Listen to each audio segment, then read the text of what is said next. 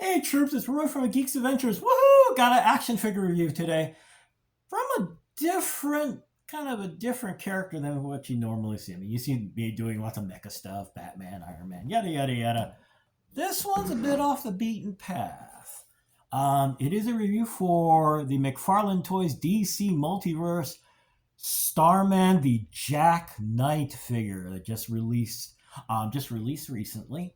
And it is based upon the Starman reboot that they did not years ago. It was by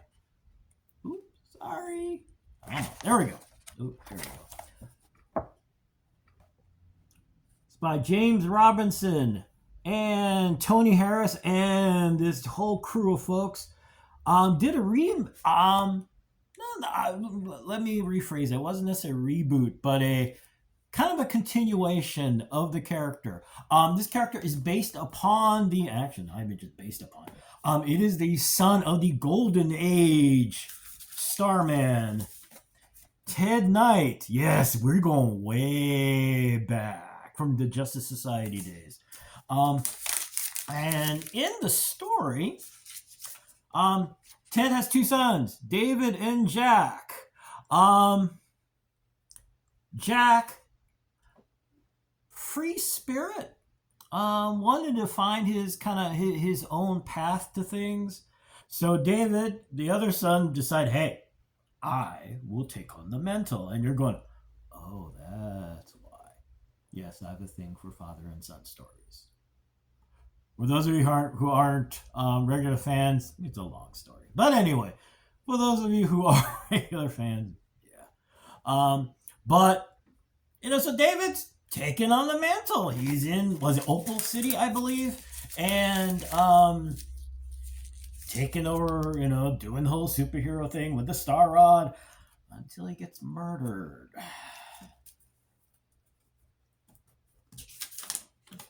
He's Starman's ancient enemy, the Mist, from back in the day. Well, kids are out for revenge. And because that's kind of what happens here, Jack, basically they're after the Mist's children are after the family.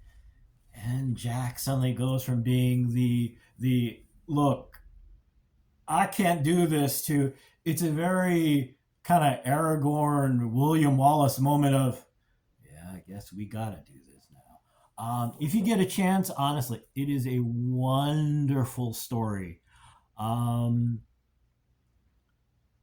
It's fun because it takes, usually a lot of these, the superhero stories, there is still that line that someone continues, as much as Dick Grayson is kind of about being Batman, he is still Nightwing and wants to kind of continue the work. In this case, Jack is like, it's not my thing until it suddenly has to be his thing. And that's the beauty of the whole story, as he's hesitant about the whole thing, but he also realizes, do what you gotta do, man. Wow, this got kind of serious. Sorry. Hence, anyway, so here's the front. There's that side. Here's the boring side. And here's the art side. And of course, the figure. Okay, let's start with some bad news here.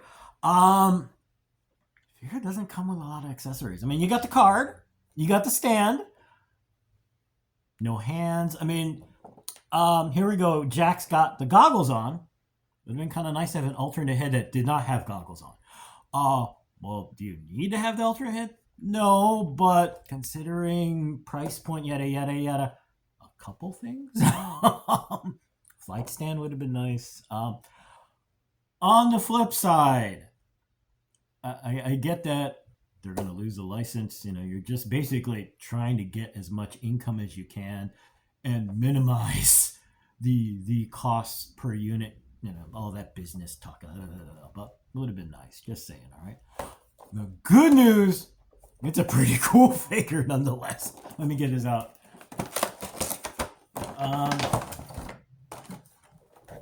So this is Jack. Not exactly like in the story, but really close.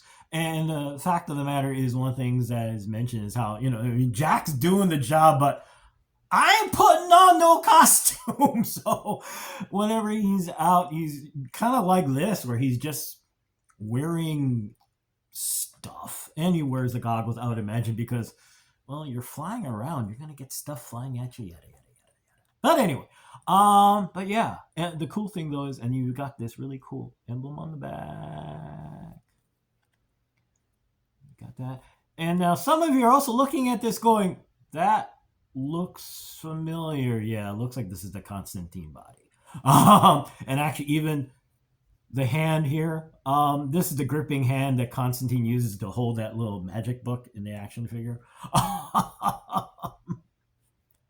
So yeah, but still, it does fit the character very well. Another thing, well, wait a minute. Doesn't he have like a star rod or something?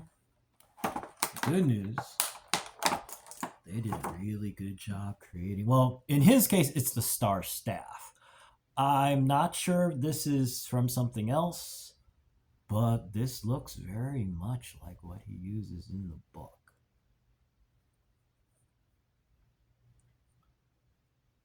And it's not a perfect fit, but bear with me. Okay, so here we go. And if we're going to do this, there we go. And actually, if you're going to pick a hand to use, this, the funky grip on the left hand is kind of a good way to do it.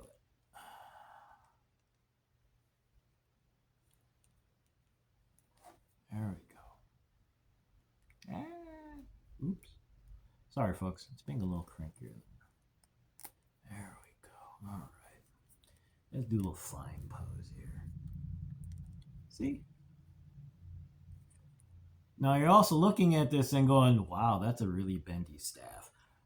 Yes, the plastic is pretty soft. So unfortunately, the staff is a bit bendier.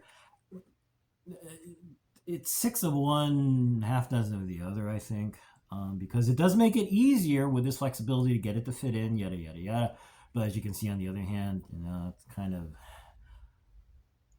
if you leave it in this position, this is going to start to dip in. So as far as display, it's going to be your call how you want to handle this. But I mean, overall, the figure, it is a beauty.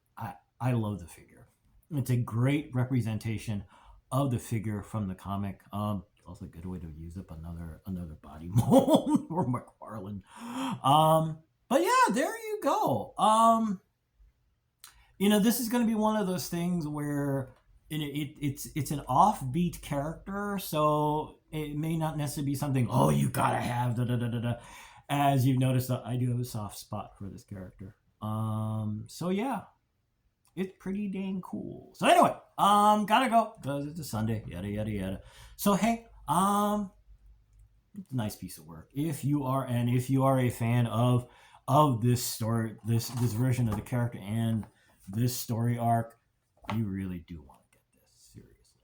So anyway, there you go. Hey, y'all take care.